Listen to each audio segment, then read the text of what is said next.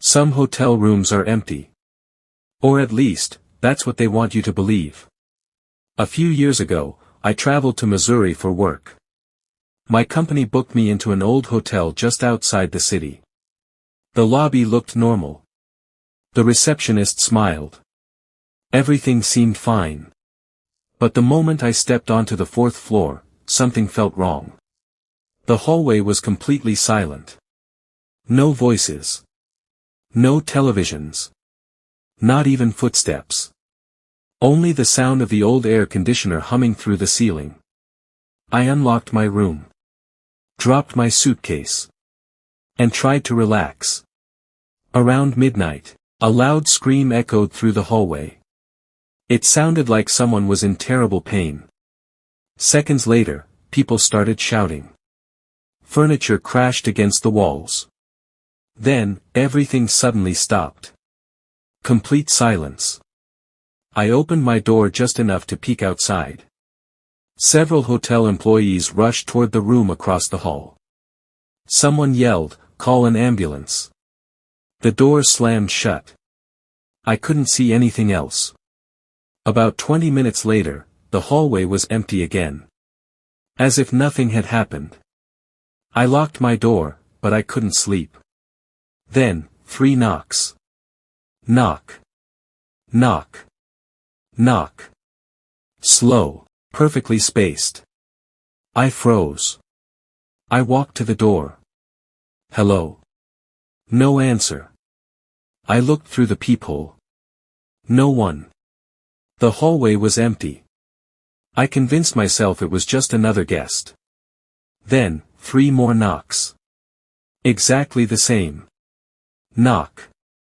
Knock. Knock. This time, I didn't move. A minute later, the phone in my room rang. The front desk. "Sir. Please stay inside your room tonight." Before I could ask why, the call ended. My heart started racing. About an hour later, I finally opened the door. The hallway lights were flickering. At the far end, a man stood completely still. He wore an old gray suit. His face looked pale. Almost lifeless. He smiled at me.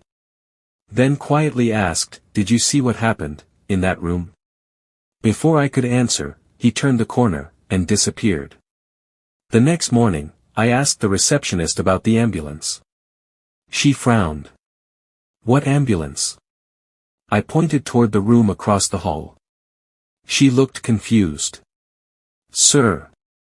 That room has been empty for months." I laughed. I thought she was joking. She wasn't.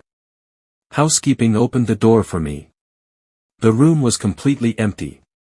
No furniture. No signs that anyone had stayed there. Nothing. I told her about the screams, the employees, the man in the hallway. She went completely silent. Then she quietly said, "You're not the first guest to tell us that." I checked out less than an hour later.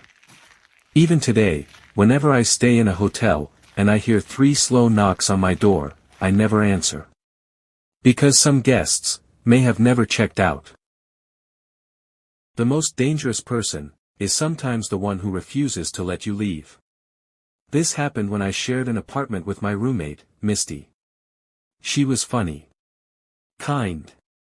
Always smiling. But after ending a toxic relationship, that smile slowly disappeared. Her ex-boyfriend, Paul, refused to accept the breakup. At first, it was endless phone calls. Then hundreds of text messages. Then flowers left outside our apartment. Soon, the gifts turned into threats. He somehow always knew where she had been. What she was wearing. Who she was with. It felt impossible. Like he was watching us every second. One night, we came home from dinner. The apartment door was unlocked. We were sure we had locked it. Inside, nothing was stolen. But everything had been moved. Picture frames. Kitchen chairs. Even Misty's favorite jacket was lying neatly on her bed. Someone wanted us to know, they had been inside. Misty immediately called the police.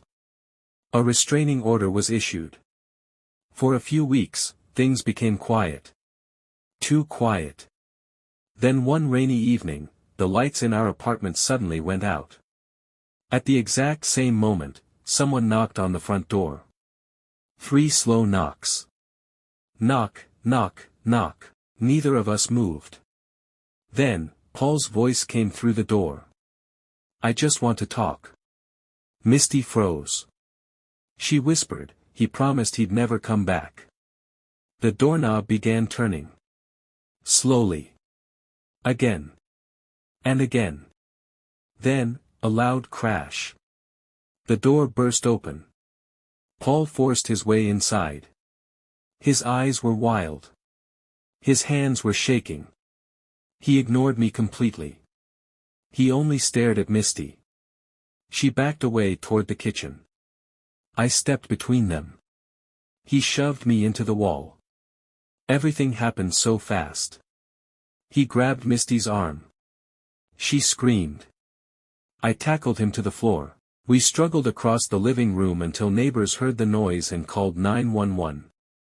Within minutes, police surrounded the apartment. Paul was arrested before he could escape.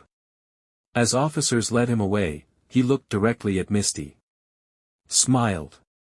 And quietly said, "This isn't over." Those words haunted us for months. Thankfully, he was later convicted for violating the restraining order and breaking into the apartment. Misty eventually moved to another city to start over. She finally found peace. But whenever I hear someone say, "It's just an angry ex," I remember that night. Because obsession can become terrifying, long before anyone realizes how dangerous it really is.